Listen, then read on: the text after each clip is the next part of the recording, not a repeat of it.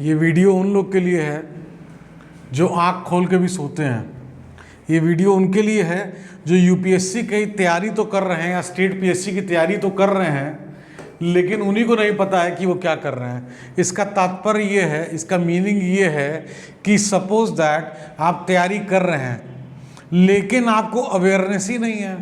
Awareness कैसे बनती है? जैसे मान लीजिए कोई वर्ड आपने देखा, आप घंटों यूट्यूब पे फालतू वीडियो और शॉर्ट्स देखने में लगा देते हैं। कोई भी नई कोचिंग का पता चल जाए, करंट अफेयर, उसको लग जाएंगे ढूंढने में, और सेम करंट अफेयर जो आपकी कोचिंग है, आपके पास रिसोर्स है, उसी को दूसरे लैंग्वेज में आपको मिल जाएगा। आप उसके लिए तरह तरह के काम महीने में 10 बार अलग अलग देखेंगे रिसोर्सेस। अपने रिसोर्स पे ट्रस्ट ना करना एक बहुत बड़ा डाउट क्रिएट करना, आपका जो टाइम है उसको वेस्ट करना है। अवेयरनेस क्रिएट करना, दैट मीन्स कि जो आप कर रहे हैं पहले तो उस पर एक ट्रस्ट रखिए, है ना, एक भरोसा रखिए। और अवेयरनेस का एक ये भी पार्ट है कि फॉर एग्जाम्पल अगर कोई वर्ड आपको पता चला तो उस वर्ड को आपको ये नहीं है कि मैं क्या करूंगा क्या नहीं करूंगा, उसको तुरंत नोट डाउन कर लीजिए, चाहे अपने मोबाइल में या कहीं ना कहीं नोटबुक में। अब उसको नोट डाउन करके हम उसको डेफिनेटली गूगल कर सकते हैं और उसके बारे में अवेयर होने का एक ये भी मतलब है। ऐसा नहीं कि उसके बारे में शुरू किया पूरी बुक पढ़ गए, ऐसा नहीं है। आपके अपने एग्जाम की रिक्वायरमेंट के हिसाब से, एग्जाम की रिक्वायरमेंट के हिसाब से स्मार्ट स्टडी करिए, है ना। एग्जाम को अगर पूछता है, आपको पता है कि किसी भी टॉपिक पे, फॉर एग्जाम्पल अगर मुझे लगभग 400 वर्ड तक पता होने चाहिए इन डिटेल, अगर किसी पर्टिकुलर आदमी के बारे में हो, किसी पर्सनालिटी के बारे में हो, या एक कोई भी चीज़ है, एक लेवल आपको अपना रखना पड़ेगा। ऐसा नहीं है कि फॉर एग्जांपल आपने पॉलिटी शुरू किया तो लक्ष्मीकांत भी पढ़ लिए, अगर आपका ऑप्शनल नहीं है तो उसके बाद भी आपने डीडी बसु भी पढ़ लिया, उसके बाद भी 10 बुक और खोल ली, एनसीईआरटी तो बेस के लिए पढ़ा ही पढ़ा। तो आपको अवेयर रहना है आपकी अपनी एग्जाम के रिक्वायरमेंट को लेके। अगर आप अवेयर ही नहीं हैं कि मेरा सिलेबस क्या है, अगर आप अवेयर नहीं हैं कि हमको किस किस न्यूज़ पे किस किस ऐसे डेवलपमेंट्स होते हैं, गवर्नमेंट के पॉलिसीज़ होती हैं जिस पे हमको फोकस डालना है, जिस पे इकॉनमी में डायरेक्ट क्वेश्चन पूछ लिए जाते हैं, तो कहीं ना कहीं आप जो ये ट्रस्ट है और एक बहुत बड़ा डाउट का एक पूल क्रिएट कर रहे हैं अपने लिए। कैसे डाउट का पूल? आप तैयारी भी कर रहे हैं और अवेयर भी नहीं हैं कि क्या क्या हम छोड़ रहे हैं, और कोई चीज़ अगर पढ़ने पे आ रहे हैं तो मार रहे हैं कि पूरा पीएचडी कर दे रहे हैं। पीएचडी तो करना ही नहीं है।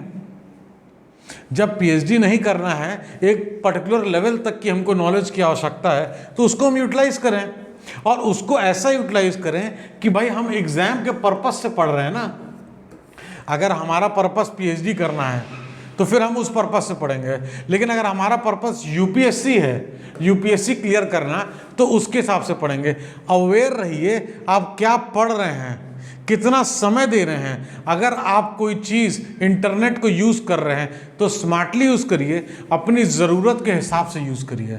ऐसा नहीं है कि अगर कोई वीडियो खोल लिया 2 घंटे का है, यार कुछ समझ में नहीं आ रहा, बोरिंग लग रहा है, और वीडियो देख गए। ये बताइए, जब नींद आ रही थी और सोने जा रहे थे, वीडियो देखते हुए जग कैसे गए? बुक खुली थी तो नींद आ रही थी, यौन कर रहे थे।